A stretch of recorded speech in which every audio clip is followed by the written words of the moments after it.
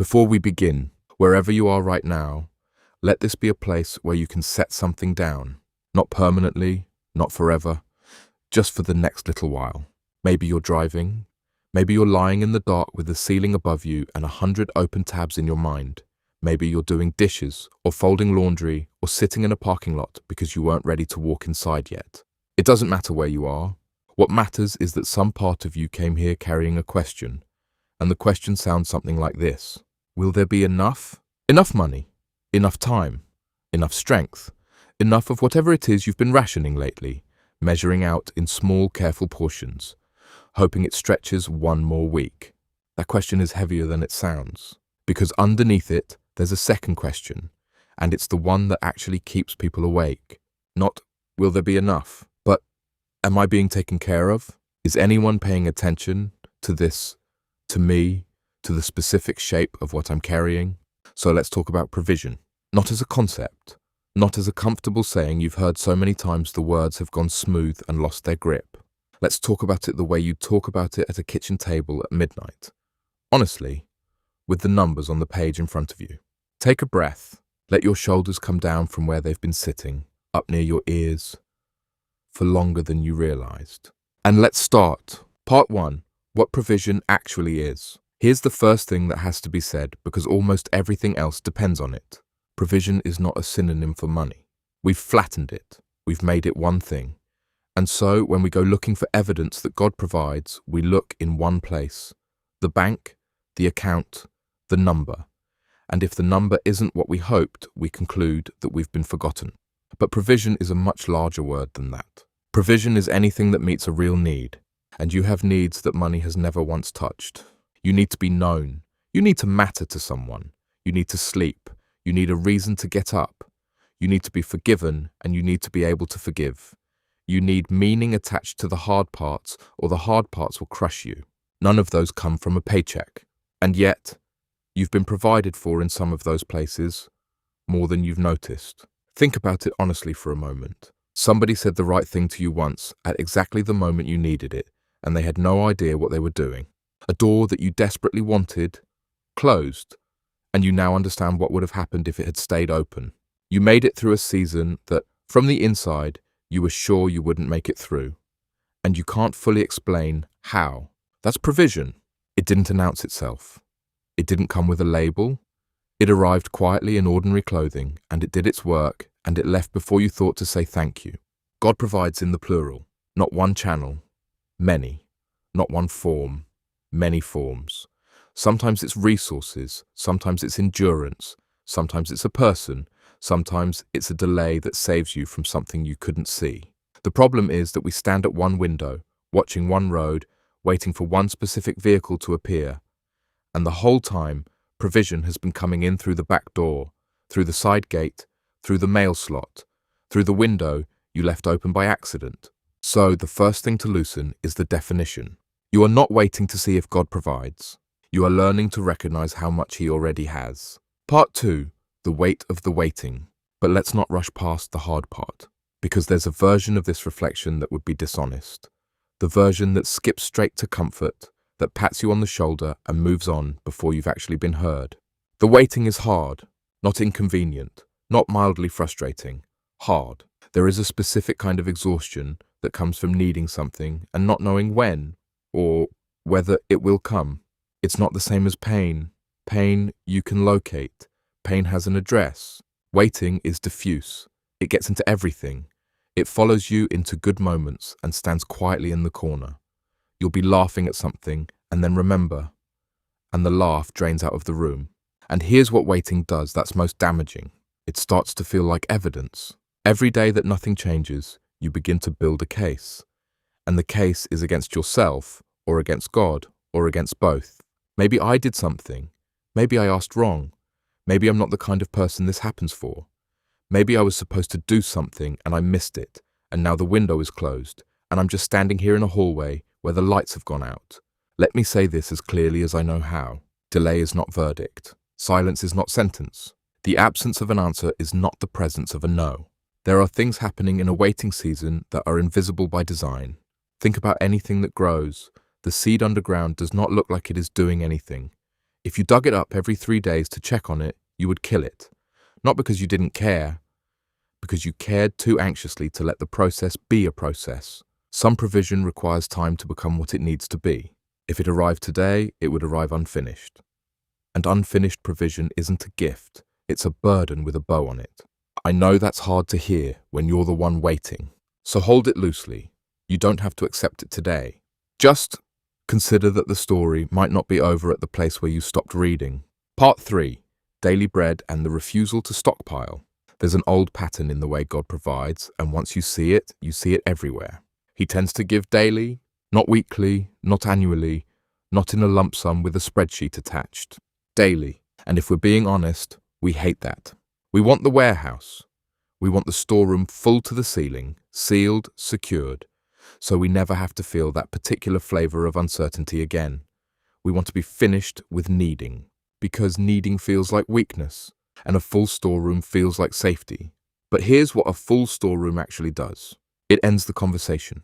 When you have everything you need for the next 10 years, you stop coming to the table. You stop looking up. You handle it. You've got it. You become, in your own mind, the source. And the moment you become the source, you have taken on a job you were never built to carry. Daily provision keeps the relationship alive. That's not cruelty, that's intimacy. It's the difference between someone mailing you a check once a year and someone showing up at your door every morning. The check is more efficient, the morning visit is more loving. And I know the daily thing is uncomfortable when the day in question is a hard one. When you're looking at what's in front of you and it does not look like enough for what's ahead of you. But notice something. You have been given today, not next month. Not the version of the future you've been rehearsing at 2 a.m, the one where everything falls apart in sequence. Today. And today, so far, has been survivable. Most of the weight you're carrying right now isn't today's weight. It's a stack of imagined tomorrows. And you were never given the strength for those, because those aren't real yet. You've been handed provision for one day, and you've been trying to make it stretch across 100 days that haven't arrived. No wonder you feel short. Part 4. Provision that came disguised. Some of the most important provision in your life did not look like provision when it arrived. It looked like loss. The job that ended. The relationship that didn't work. The move you didn't want to make. The plan that collapsed 2 weeks before it was supposed to begin. At the time, those things registered as subtraction. And yet, look back far enough, with enough honesty, and you'll find at least one of them that turned out to be the hinge the whole rest of your life swung on. You wouldn't have met the people you love most. You wouldn't have found the work that actually fits you. You wouldn't have become the person who's now able to hold what you're holding. The closed door was the provision. That's a hard sentence to sit with when you're standing in front of a door that just closed. I'm not asking you to be grateful for the wound. That's not what this is. I'm asking you to hold open the possibility that you are not yet in a position to evaluate what's happening. We judge our lives in real time, and it's the worst possible vantage point. It's like reviewing a book from the middle of chapter 4 and declaring the whole thing a failure because the main character is currently in trouble. Of course she's in trouble. That's chapter 4. There is a kind of provision that only makes sense backward. And there's a kind of trust that means letting the meaning arrive later than the event. So, if you're in the middle of something that feels like pure subtraction, you don't have to call it good. You don't have to perform peace you don't feel. You can simply say, I don't know yet what this is. And that sentence, small as it is, leaves the door open. Part 5. The economy of enough. There's a word that our whole culture is built to make you feel like you don't have enough. Everything around you is engineered to create a small, persistent ache. Not a crisis, an ache. A sense that you're slightly behind, slightly under-equipped, slightly less than the people you're comparing yourself to. And that ache is profitable for a lot of people who are not you. So let's name it, because you can't step out of a current you can't feel. The scarcity you're carrying may not all be real. Some of it is manufactured, some of it was installed, some of it was handed to you by people who were themselves afraid and who taught you to be afraid the way you teach someone a language. Without meaning to, just by speaking it around them constantly. Enough is not a number. If it were a number, someone would have hit it by now and reported back. Nobody has. There are people with more than you could count who wake up feeling exactly the way you feel this morning. The number went up. The ache stayed, which tells you something important. Enough is a place you arrive at internally, or you don't arrive at it at all. Now, Hear me. This is not a lecture about being content with genuine lack. If you don't have what you need, that's real, and it matters, and it deserves to be brought honestly into prayer and into practical action. But there's a difference between not having enough and never being able to feel that you do. One is a circumstance, the other is a wound, and the second one doesn't get healed by more. It gets healed by learning to see, with clear eyes, what's actually in your hands right now. Not to shame you into gratitude, but to free you from a hunger that no amount of provision can satisfy, because it was never really about the provision. Part 6, when the answer is no. We have to talk about this one honestly. Sometimes the thing you asked for does not come. Not late, not in another form, not eventually. It doesn't come. And every gentle reflection that skips over this is asking you to trust something that hasn't accounted for your actual life. So let's account for it. There are prayers you have prayed with everything in you that were not answered the way you needed them to be. There are outcomes you would have given anything for, and you're still carrying the space where that thing was supposed to go. I'm not going to explain that away. I don't think it can be explained away, and I think the attempts to do it have caused more harm than the silence ever did. What I'll say instead is this. A no does not retract the character of the one who said it.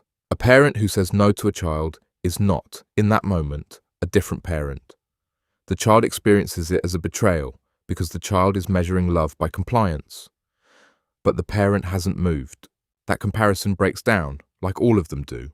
You're not a child, and some of what you've lost is far heavier than a toy in a store aisle. But there's something in it worth keeping. Your interpretation of the no is not the same thing as the no. You added something to it. We all do. We add abandonment. We add judgment. We add a story about what it means about us. And the story is usually the part doing the real damage. The loss hurts. The story about the loss is what convinces you that you're alone in it. So if you can separate those two things, even a little, you'll find that you can grieve something honestly without also having to conclude that you've been forgotten.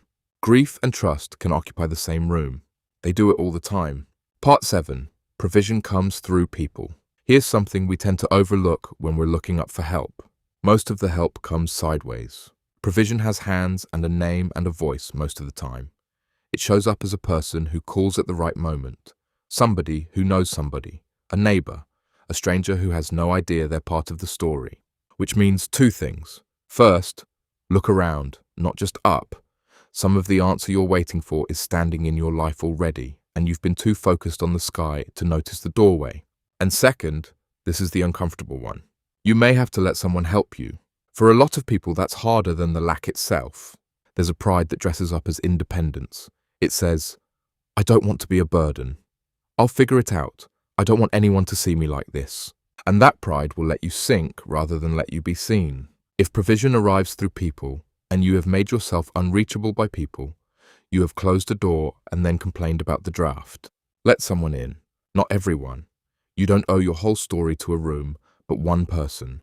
Somebody safe, somebody who has earned it. Because you were not built to carry this in isolation, and the isolation is not humility, it's a symptom. And on the other side of that, consider that you may be someone else's provision this week. That thing you were going to do quietly for someone. That call you keep meaning to make. That amount of money you could give without it changing your life. Somebody is praying, and you're standing near the answer. That's not a guilt trip, that's a promotion. Part 8. Letting go of the how. Here's where most of the anxiety actually lives. Not in the what, in the how. You can usually say what you need. That part's simple. It's the mechanism that torments you. How would that even work? Where would it come from? There's no path from here to there. I've run the numbers, I've mapped it out, and there is no version of this that adds up. And so, you lie awake trying to engineer a solution with incomplete information, which is like trying to finish a puzzle when half the pieces are in another room. You are not responsible for the how. Say that again, slowly, and notice how much of your body resists it. You're responsible for what's in front of you. The next honest step, the work you can actually do today, the phone call you can make, the application you can send. You are not responsible for building the bridge, only for walking onto the part of it that exists. And here's the strange thing that people who've been through this will tell you, almost universally. The way it worked out was never the way they planned. Not once. Not close. The provision came through a channel they hadn't considered, from a direction they weren't watching, at a timing they wouldn't have chosen, which means all those hours spent engineering were spent designing a solution that was never going to be used. That's not a criticism. It's an invitation to put down a job that isn't yours. You can plan. You should plan. Wisdom is not the enemy of trust. But there's a point where planning stops being wisdom and starts being a way of pretending you're in control of something you're not. And you know the difference. You feel it in your chest.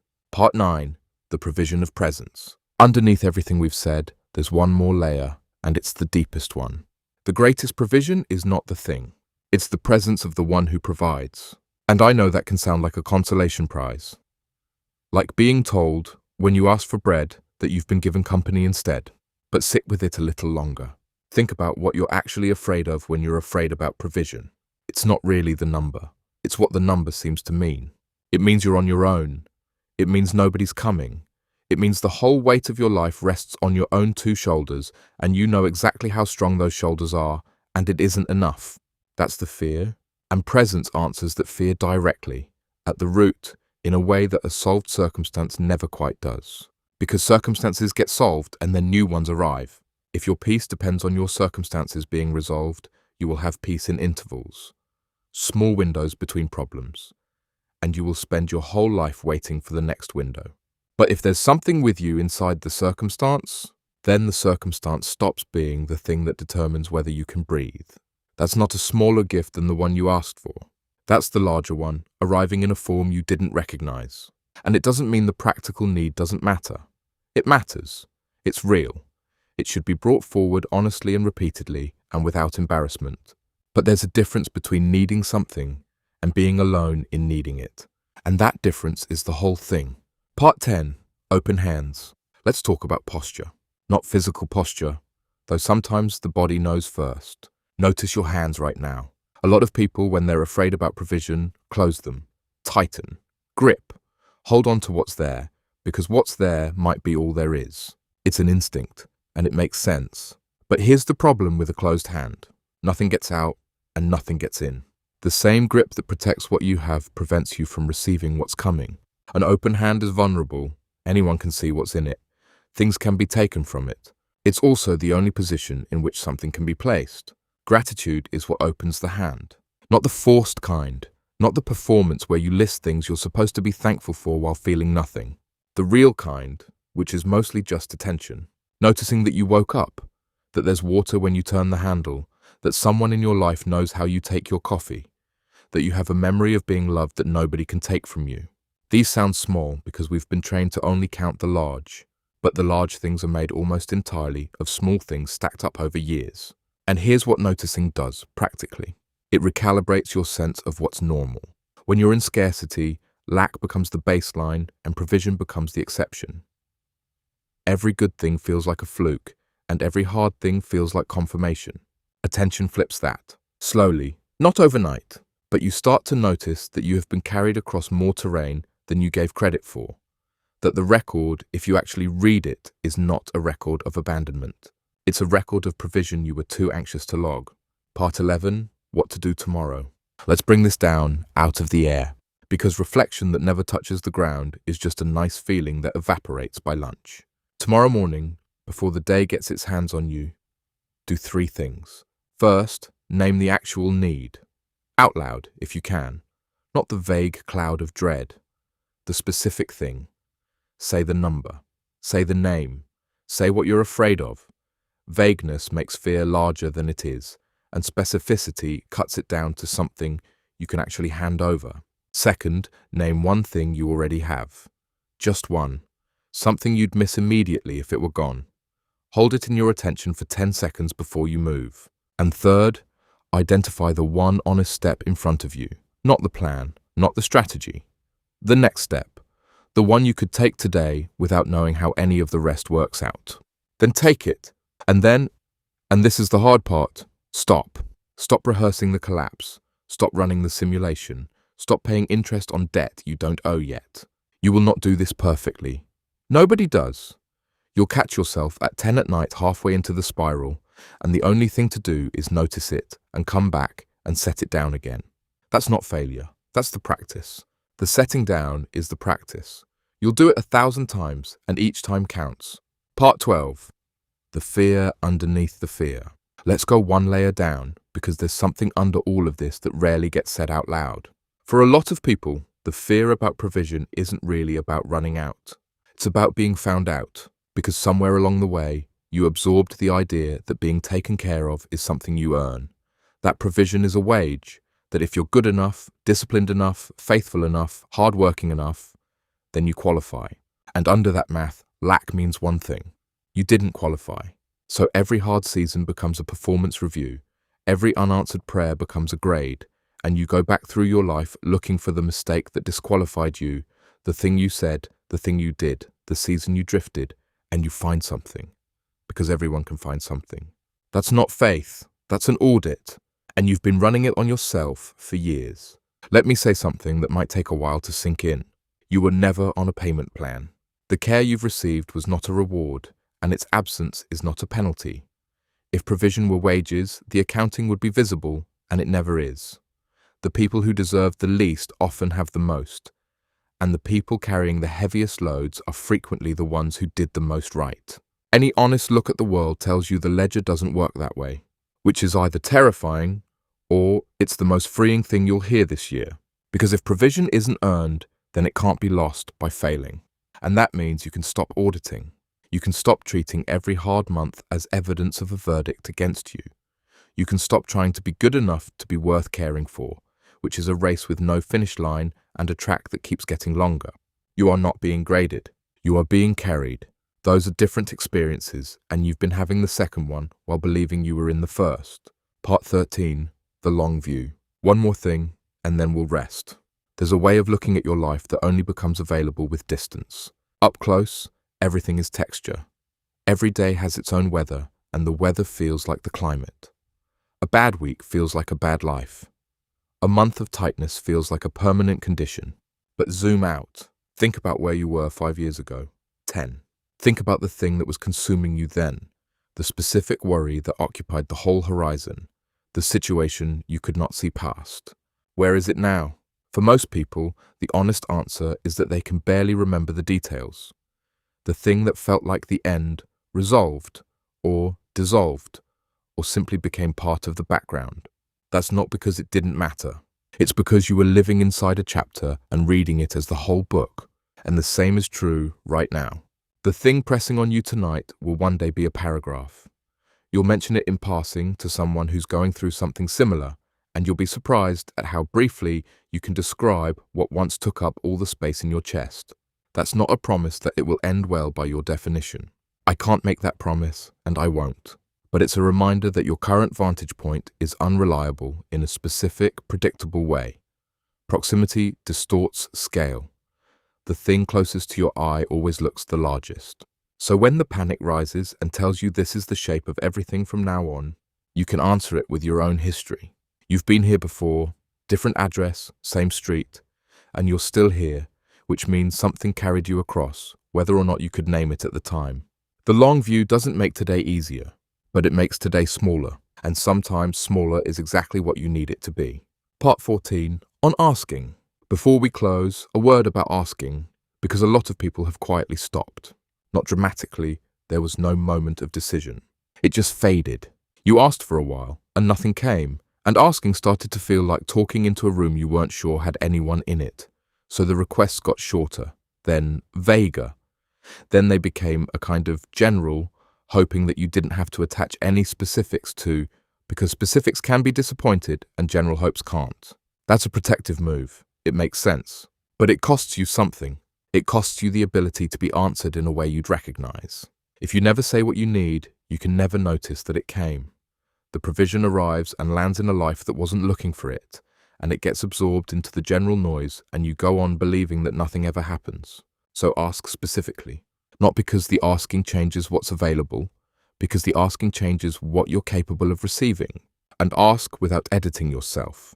There's a habit of dressing up requests, making them sound noble, asking for the spiritual version of the thing you actually want, because the actual want feels too small, too material, too selfish to say out loud. Say it anyway. You are not going to shock anyone with the contents of your own heart. It's already known. The editing is for your benefit, not anyone else's, and all it accomplishes is putting a layer of performance between you and the only relationship where performance was never required. Ask like someone who's known, because you are. And then, having asked, let it go out of your hands, not out of your mind. You'll think about it, that's fine, but out of your grip.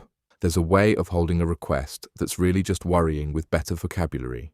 You say the words, and then you spend the next 6 hours managing the outcome in your head, which means you never actually handed anything over. The handing over is the point. That's the difference between a request and a rehearsal. Closing. So here's where we land. You have been carried farther than you've acknowledged, by means you didn't arrange, through seasons you were sure would end you. That's not a slogan. That's your own history, and you can check it. The provision that got you here didn't require your understanding. It didn't wait for your permission. It didn't depend on you being calm or faithful enough or having the right words. It just kept arriving, sometimes early, often later than you wanted, rarely in the shape you'd drawn, but it kept arriving. And there is no reason, none, to believe that the pattern of your entire life reverses itself starting tomorrow. So take the weight off tomorrow. Tomorrow isn't yours yet. It hasn't been given to you, which means the strength for it hasn't been given to you either. And that's why it feels impossible when you hold it tonight. Put it down. You'll be handed it in the morning, along with what's needed to carry it. That's how this works. That's how it's always worked. Rest now. You are not the source. You were never meant to be. And the one who has not stopped, has not forgotten, and is not somewhere else. Let that be the last thing you carry into sleep.